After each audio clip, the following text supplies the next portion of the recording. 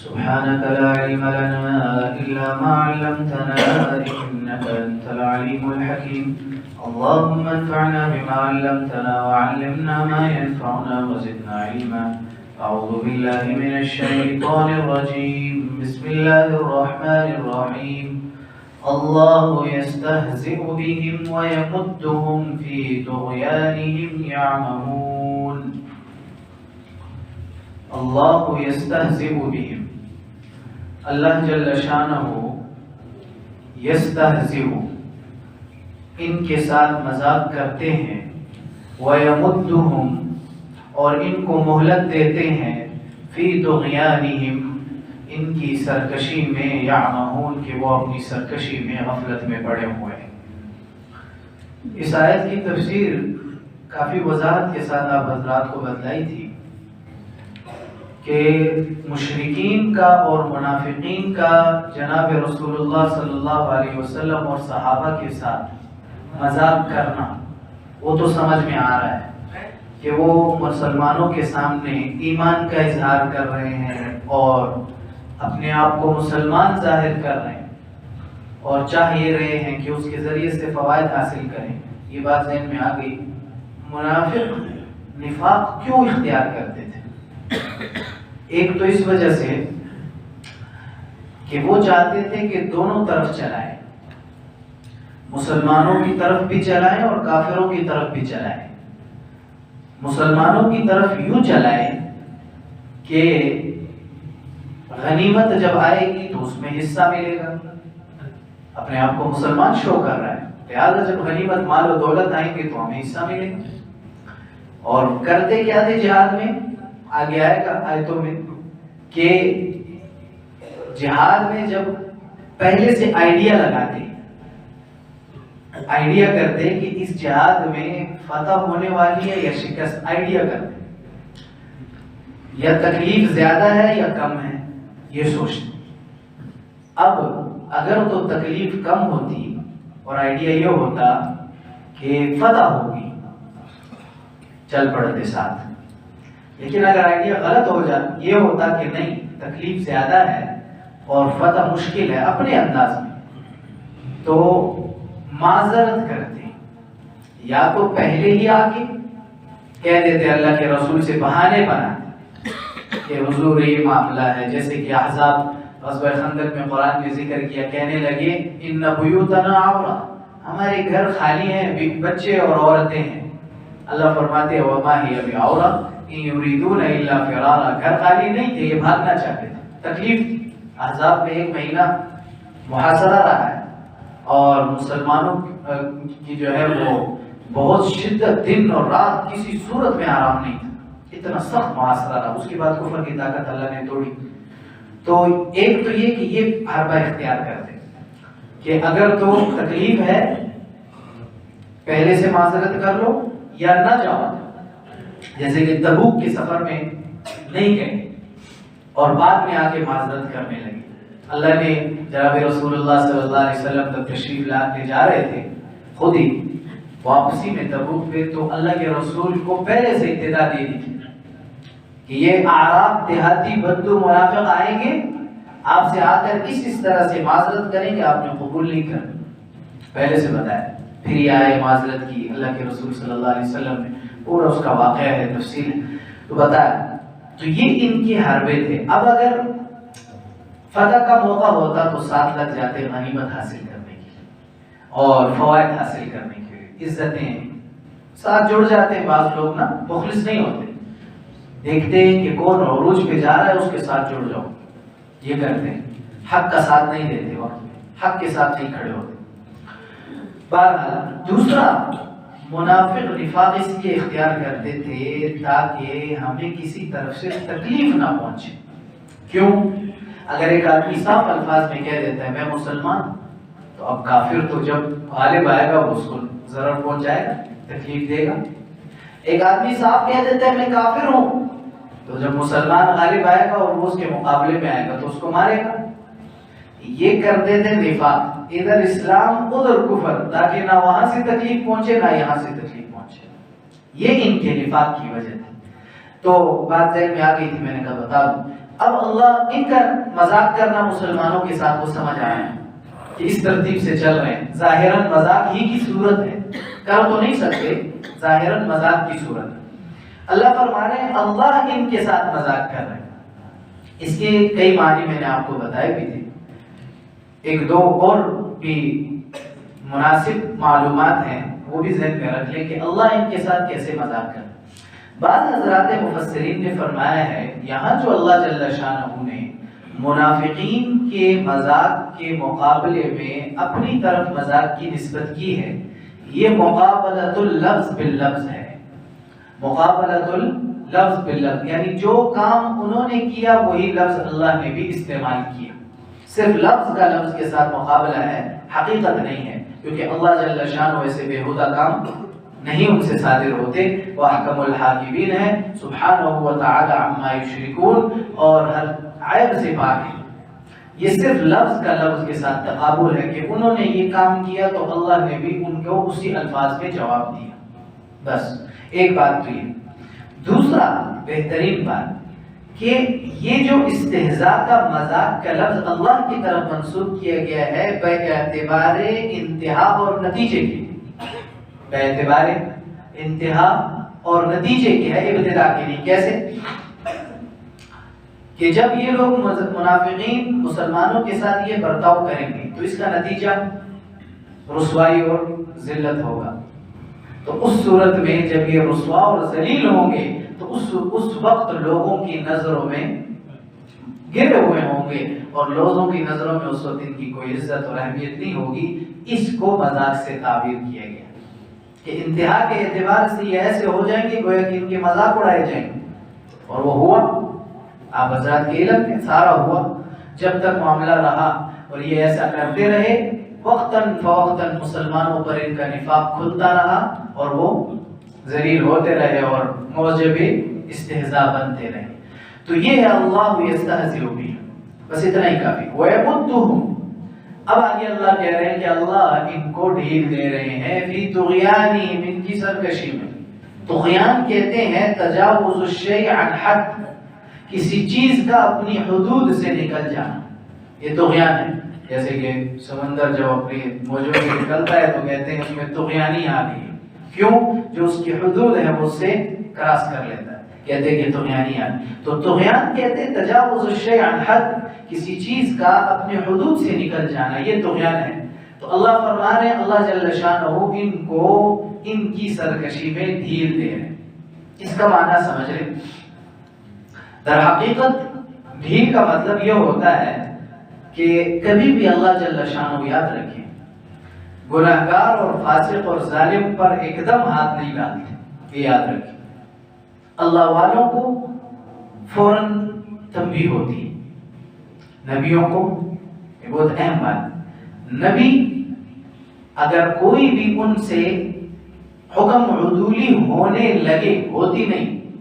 انبیاء کے بارے میں یہ عقیدہ سن لیں، بات آ گئی، انبیاء نبی نبوت سے پہلے، نبوت کے بعد صغیرہ گناہ، کبیرہ گناہ، ہر قسم کے گناہ سے محفوظ اور معصوم ہوتے ہیں نبی، یہ بات ذہن میں رکھیں۔ نبی سے اگر ہوتے انسان ہے کوئی اجتہادی کمی ہونے لگے، یعنی دو راستے تھے، اب اختیار تھا کس کو اختیار کر کیا جائے، تو اگر نبی اس راستے کی طرف چلنے لگے جو کہ اللہ کو ناپسندیدہ ہو اور دوسرا راستہ پسندیدہ ہو، اگر نبی سے اجتہاد میں غلط فیصلہ ہونے لگے تو اللہ کی طرف سے فوراً اس کی درستگی ہو جاتی ہے، اس کو اس غلطی پر رہنے نہیں دیا جاتا۔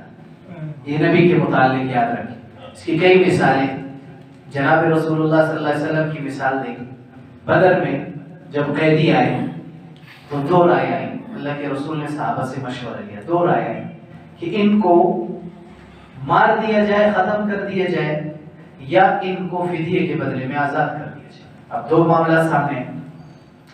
صحابہ میں سے حضرت عمر فاروق رضی اللہ عنہ اور دیگر کچھ صحابہ ان کا فیصلہ یہ تھا، مشورہ یہ تھا کہ نہیں، ہر ایک کو، چونکہ تمام قریشی تھے، مکی تھے، وہی بدر میں آئے تھے اور انہی کے رشتہ دار تھے، یہ تو ہجرت کر کے مدینہ گئے، کہا ہر ایک کو اس کے رشتہ دار کے حوالے کیا جائے، جو قریبی رشتہ دار ہو وہ خود اس کی گردن اڑائے، کیونکہ اسلام کے خلاف انہوں نے بہت بغاوت کی۔ ابو بکر رضی اللہ عنہ اور دیگر صحابہ اور خود جناب رسول اللہ صلی اللہ علیہ وسلم کی رائے بھی یہ تھی کہ نہیں، فدیہ لے کے چھوڑا جائے۔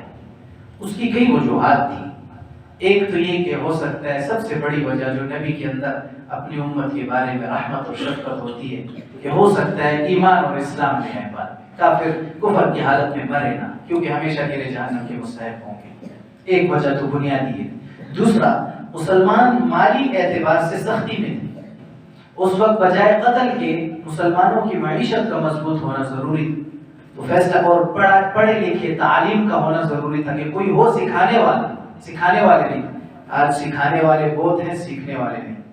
یہ ہے جناب رسول اللہ صلی اللہ علیہ وسلم کی محنتوں کی برکات، سکھانے والے بہت ہیں، سیکھنے والے نہیں ہیں۔ کتنے اللہ کے رسول نے محنت کی، امت تک دین کو پہنچایا، اور اتنا ایسے پہنچایا کہ آج ہر گلی میں علماء موجود ہیں، حفاظ موجود ہیں، دین سکھانے والے موجود، کوئی سیکھنے والا۔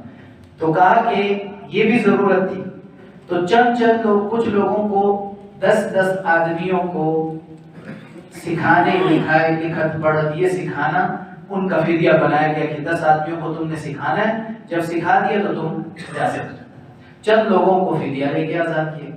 اب روایات میں آتا ہے کہ اللہ جل شانہ کی رائے یہ تھی کہ نہیں، ان کو فدیہ لے کر آزاد نہ کیا جائے بلکہ ان کو قتل کیا جائے، جو حضرت عمر فاروق رضی اللہ عنہ کی رائے۔ اور اللہ کے رسول نے خود فرمایا کہ عذاب درختوں کے شاخوں تک آ چکا تھا، اگر مشورہ نہ ہوتا تو عذاب واقع ہو جاتا، مشورہ اگر نہ ہوتا، چونکہ مشورہ کیا تھا تو اسی لیے فرمایا کہ اپنے امور میں مشورہ کیا کرو، اگر گھر کا کام ہے تو گھر میں اپنی بیوی بچوں کے ساتھ اور ان سے منسلک لوگوں کے ساتھ مشورہ کیا کرو۔ معذرت کے ساتھ عموماً ہم لوگ اپنے اہل عیال کو جو ہے اس بارے میں اہمیت نہیں دیتے، ہم کہتے ہیں ہم بہت جاننے والے ہیں، ہماری بیوی بچوں کو کیا پتہ۔ ایسا نہیں کرنا چاہیے۔ اللہ کے رسول صلی اللہ علیہ وسلم کی عادت شریفہ تھی، اپنی ازواج سے مشورہ کرتے، اپنے بچوں سے مشورہ کرتے تھے، ان کو اہمیت دیتے۔ آپ جب ان کو اہمیت دیں گے اس چیز میں تو وہ آپ کے اوپر ان کا اعتماد بڑھے گا، ان کا آپ کے ساتھ لگاؤ بڑھے گا کہ باپ ہمارے ساتھ مشورہ کرتا ہے، ہمیں اپنے معاملات میں شریک رکھتا ہے۔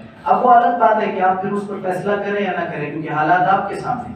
تو بہرحال تو یہ ہے کہ نبی کو اس چیز پر ڈٹنے نہیں دیا جاتا، ٹھہرے رہنے نہیں دیا جاتا، فوراً اصلاح ہو جاتی ہے۔ اس کی مثال اور مثالیں اور بھی، اور یہ گناہ نہیں ہوتا، یہ گناہ نہیں ہوتا، اجتہادی خطا ہوتی ہے، اجتہادی خطا گناہ نہیں ہے بوجہ انسان ہونے۔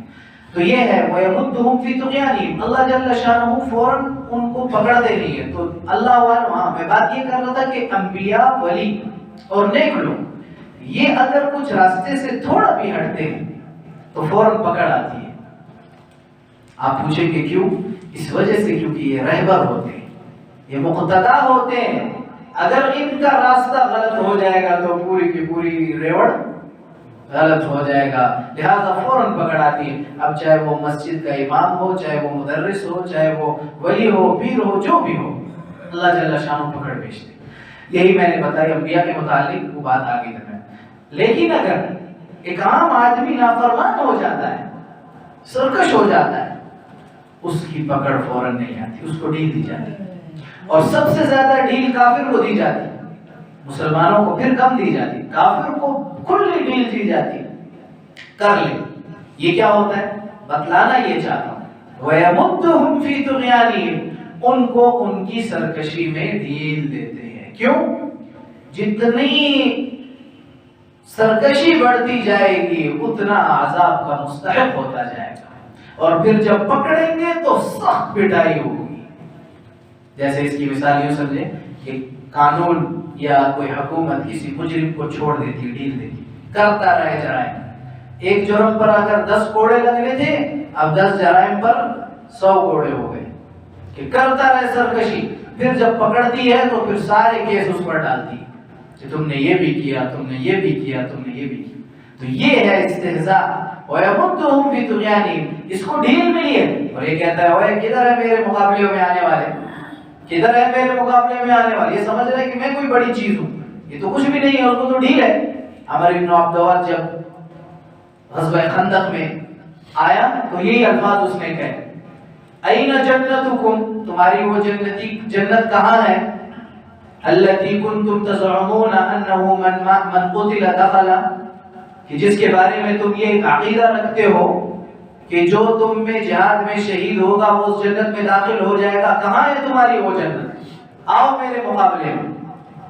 فَأَيْنَ الْمُبَارِزُونَ مِنْكُمْ، کون ہے تم میں میرے مقابلے میں آنے والے؟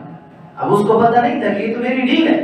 کہتے ہیں کہ بڑا لمبا بھی تھا اور بہت بڑی جسامت بھی تھی، اور گھوڑے پر جب بیٹھتا اتنا لمبا تھا کہ پاؤں موٹر سائیکل کی طرح زمین پہ لگتے تھے، اتنا لمبا تھا، اور تلوار اور نیزے کا خوب جاننے والا۔ اور علی کرم اللہ وجہ جب تشریف لائے، بڑا لمبا واقعہ، ایک ضرب لگائی اور دو ٹکڑے کر کے درخت کے، کھجور کے درخت کی طرح دو ٹکڑے کر کے پھینک دیے۔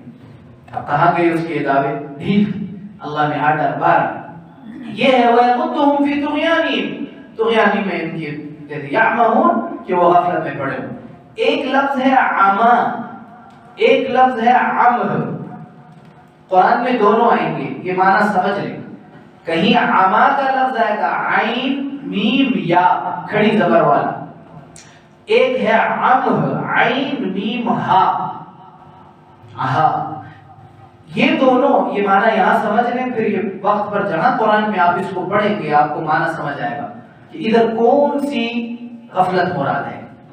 ایک نقصان ہوتا ہے انسان کی عقل میں، اور ایک نقصان ہوتا ہے انسان کی آنکھوں میں، دیکھنے میں کمی اور عقل میں کمی۔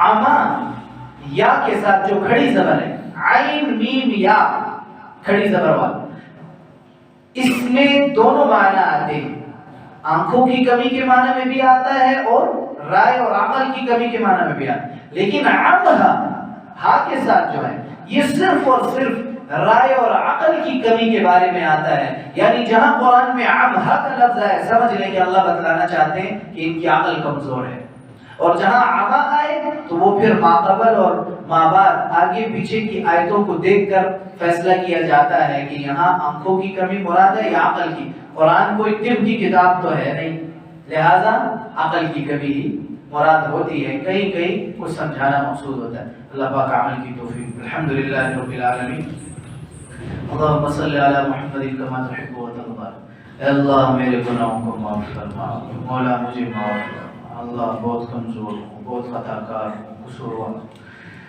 اے اللہ اپنا فضل فرما دے، مولا کریم پوری انسانیت کے لیے مجھے ہدایت کا ذریعہ بنا دے، اے اللہ دین سکھلا دے، قرآن کی صحیح فہم عطا فرما دے، مولا کریم حاضرین ان کی اولاد ان کی قیامت تک آنے والی نسلوں، میری اولاد میری قیامت تک آنے والی نسلوں کے لیے اس کو ہدایت کا ذریعہ بنا۔